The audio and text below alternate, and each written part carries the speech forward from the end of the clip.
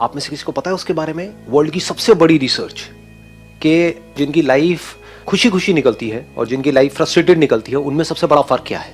यानी कि जब वो लोग 15 साल के थे तब से उन्होंने उन लोगों को ट्रैक करना शुरू कर दिया है। कुछ लोगों को जिसमें से किसी की एज आज बढ़ करके मान लो 90 ईयर्स हो गई है, 80 ईयर्स हो गई है, और ये समझने की कोशिश कर रहे हैं वो लोग कि क्या फर्क होता है उन लोगों में जो एक सेटिस्फैक्टरी लाइफ जीते हैं, यानी कि खुशी खुशी जीते हैं, खुशी खुशी मरते हैं, और क्या उन लोगों में फर्क होता है जो फ्रस्ट्रेटेड ही जीते हैं और फ्रस्ट्रेटेड ही मरते हैं। फाइनली जो कंक्लूजन निकला है एक लाइन के अंदर अंदर, वो ये निकला है कि जिन लोगों की रिलेशनशिप्स अच्छी होती है वो खुश रहते हैं, जिनकी रिलेशनशिप्स अच्छी नहीं होती है, स्टेबल नहीं होती है, वो दुखी रहते हैं। ये निकला है, मतलब पूरी उस रिसर्च में से। है ना कुछ इंटरेस्टिंग? हम क्या सोचते हैं सक्सेस, मतलब उस रिसर्च में से बहुत सारे लोग अलग अलग फील्ड्स में चले गए।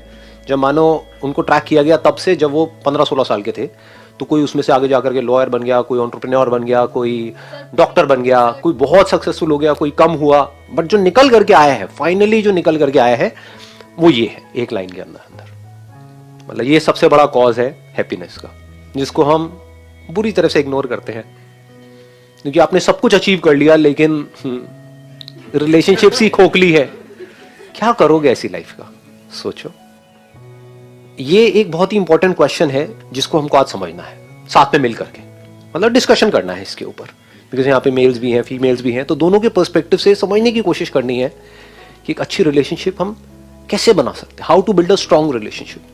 तो अपने दिमाग को खुला रखेंगे, जज नहीं करेंगे कि वो कुछ भी बोले, तो ये नहीं कि हम बैठ करके जजमेंट पास कर रहे हो कि ये क्या बोल रहे हो, जस्टिफाई नहीं करेंगे अपने आप को कि if there is a lady who is saying something, तो ये नहीं कि वहां से लड़के बोल रहा है ऐसा नहीं होता है ये खचरों वाली हरकतें हैं, तो ये अभी थोड़ी देर के लिए ना करो तो बेटर रहेगा, है ना। तो बड़े ध्यान से समझने की कोशिश करेंगे। If anybody is saying something, तो हमको अपनी पूरे ध्यान से उनको सुनना है, समझना है और कुछ सीख करके यहाँ से जाना है। बस यही गोल है हमारा सबका। हाँ, माइक लेकर के बोलिए। Hello sir. So first of all, understanding. That is very important. If you are able to understand your partner, even if he or she is dishonest, then also you require understanding. Might be there would be situations that when he has to be dishonest, or you create some possibilities for him to be dishonest, but you must understand the situations. हमें ये देखना चाहिए कि person की क्या value है, and not stupid situations की कि वो तो होती रहती हैं, कभी अच्छा है कभी बेकार है। Excellent. Let's get a big hand for her. मजे की बात क्या है, ये सारी बातें हमको पता है। तो अब दो तरीके हो सकते हैं इस सेशन में आगे बढ़ने के। जैसे अब आप सुन रहे हो इनकी बात, तो आप कहोगे और अंडरस्टैंडिंग में क्या नई बात है, तो हमें पता है। तो पता है is not important. Important is कि क्या उस बात को आपने अपनी लाइफ में उतारा है या नहीं उतारा है। जैसे हमको पता है कि हाँ भाई स्विमिंग कैसे करते हैं, हाथ पैर ही तो हिलाने हैं। स्विमिंग आती है? नहीं, स्विमिंग नहीं आती है, पता है मुझे स्विमिंग कैसे कर, तो क्या करेगा उसका पता करके। हाँ, तो इट्स नॉट अबाउट पता है। रियल लर्निंग मीन्स कि ये समझना कि इसको प्रैक्टिकली जो बातें कह रही हैं उसको अपनी लाइफ में कैसे उतारा जाए। जैसे इन्होंने जो कहा है उसको अगर आपने ध्यान से सुना हो तो बड़ी इंटरेस्टिंग एक बात कही है इन्होंने, कि अगर आपका जो पार्टनर है वो डिसऑनेस्ट भी है, I think you are not talking in terms of character, you are talking in terms of कि कभी झूठ बोलना पड़ गया छोटी छोटी सिचुएशंस की वजह से, तो बजाय कि उसका इशू बनाने के कि तुमने मुझसे झूठ कैसे बोला, तुम ये झूठ बोल सकते हो तो तुम कितना भी बड़ा झूठ बोल सकती हो, तुम तो धोखेबाज हो, ये समझ गए। तो छोटी बात को बड़ा बनाने की बजाय हमको समझना है कि उसने झूठ क्यों बोला। क्या पता उसने अच्छे के लिए ही बोला। कोई बदसूरत है तो जरूरी थोड़ी कि उसको जाकर के कहा जाए कि तू बदसूरत है, फिर वो कहेगा कि झूठ क्यों बोला। भाई तुम्हारा मन रखने के लिए बोला कि ठीक है मेरी नजर से तो तुम खूबसूरत ही हो, व्हाटएवर, पूरी दुनिया के लिए बदसूरत हो, सो व्हाट। सो हमको उसकी नीयत देखनी है सामने वाले पर्सन की। सर चलिए मान लिया हमने तो ऐसा कर लिया है कि हम समझ रहे हैं दूसरे का पॉइंट, लेकिन अगर दूसरा हमारा पॉइंट ना समझे तो उस कंडीशन में हम क्या क्या रखें अपना। मुझे पता तो कुछ ऐसे ही आने वाला है और मैंने शुरू में इसीलिए मोहन किया था कि भैया जज नहीं करना है और जस्टिफाई नहीं करना है ना। लेकिन मुझे पता था कि ये आएगा ये पॉइंट, बट पॉइंट इंटरेस्टिंग है क्योंकि ये सबके माइंड में आ रहा है। बोला इन्होंने है, बट आई एम श्योर सबके माइंड में आ रहा है ये पॉइंट कि हम तो समझ ले लेकिन सामने वाला ना समझे तो क्या करें। हम अपने आप को इतना समझदार क्यों समझते हैं? हाँ, आप बहुत समझदार हो गया और सामने वाला बेवकूफ है। हाँ, बेवकूफ है, उसने भाई मेरे से शादी करी, इससे बड़ा ये सिर्फ इसी पॉइंट ऑफ व्यू से वो बेवकूफ हो सकता है, क्योंकि समझदार होता तो मेरे ऐसे से करता ही नहीं।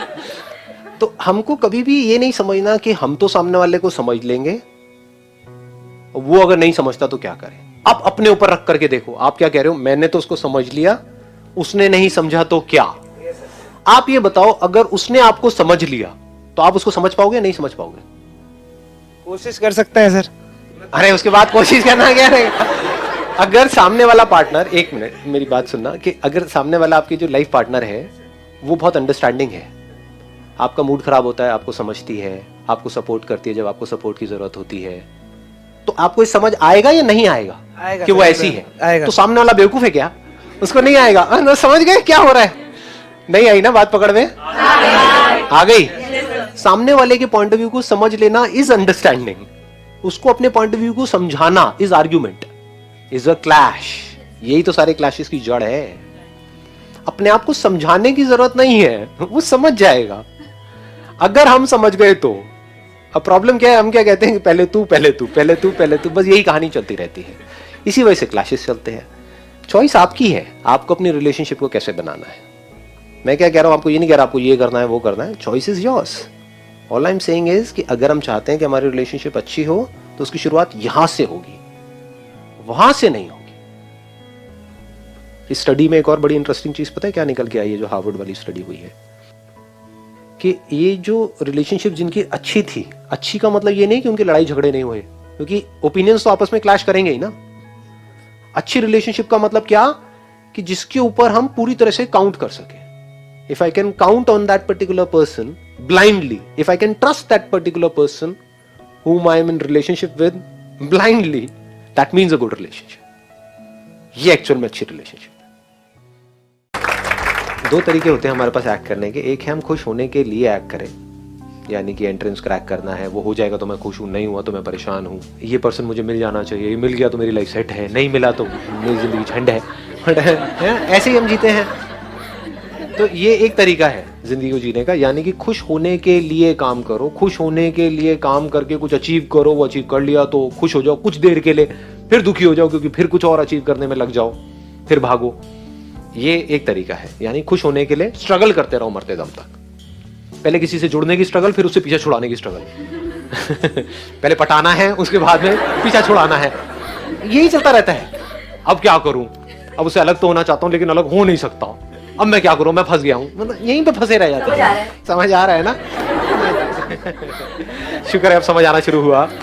ठीक है, इसका स्टार्टिंग पॉइंट क्या है? दुख, कि मैं दुखी हूं, अभी मैं इनकम्प्लीट हूं, अभी मैं बेवकूफ हूं, अभी मैं अनसक्सेसफुल हूं, तो मुझे सक्सेसफुल होने के लिए, मुझे कंप्लीट होने के लिए, मुझे ये बनने के लिए मुझे ये करना पड़ेगा। वो हो गया तो मैं दुनिया की नजरों में उड़ जाऊंगा या उड़ जाऊंगी, नहीं तो मैं गिर जाऊंगा, गिर जाऊंगी। ये एक तरीका है। दूसरा तरीका क्या है? If you understand deeply who you are, तो वहां से जो स्टार्टिंग पॉइंट है वो चेंज हो जाता है। अब आपको खुश होने के लिए और कुछ नहीं चाहिए, आप खुश हो, इसी मोमेंट में खुश हो, चाहे कुछ करो या ना करो। अब उस खुशी से एक्ट करो, मतलब अब 24 घंटे खुश रहो, और खुशी खुशी कुछ करना है तो करो, नहीं करना तो मत करो। किसी के बाप का कर्जा देना है? सोचो। समझ गए ना? करना है तो खुशी से करो, नहीं करना तो खुशी से मत करो। अभी जो दूसरा वाला तरीका है, वहां पर जिस तरह से दुनिया जी रही है, वहां पर दोनों ही जगह पे आप खुश नहीं हो सकते। कुछ करोगे, वहां पर भी कंपटीशन है, लड़ाई झगड़ा है, मारकाट है, ये है वो है, तो जैसे ही कुछ आपके हिसाब से नहीं हो रहा होगा, वहां पे दुखी होते रहोगे। दूसरा, अगर आपको बोल दिया जाए कि कुछ नहीं करना है कुछ टाइम तक, वहां पे और ज्यादा दुखी हो जाओगे क्योंकि माइंड रेस्टलेस हो जाएगा। तो लोग कुछ करने में भी दुखी हैं, क्योंकि जब करते हैं तो बहुत सारी चीजें ऐसी होती है जो हमारे हिसाब से नहीं हो रही होती है, तो वहां भी दुखी हो जाते हैं।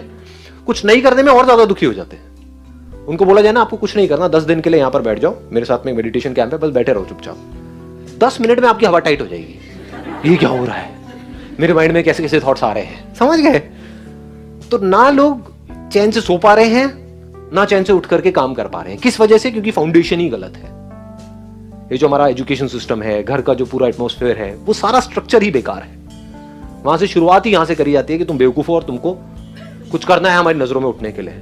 तो शुरुआत ही दुख से हो रही है। जैसे एक बिल्डिंग की फाउंडेशन ही अगर खराब है, या एक कोई पेड़ है उसका बीज ही कड़वा है, तो उस पेड़ में से आप कुछ भी कर लो कड़वा ही रहेगा। जैसे नमक है, उसको आप कहीं भी किसी भी चीज में मिला दो, दूध में मिलाओ, पानी में मिलाओ, कोल्ड ड्रिंक में मिलाओ, जिसमें मिलाओगे वो भी नमकीन हो जाएगा। ये नमक दुख के जैसा है, और चीनी को आप जहां मिलाओगे वहां पर मजा आ जाएगा।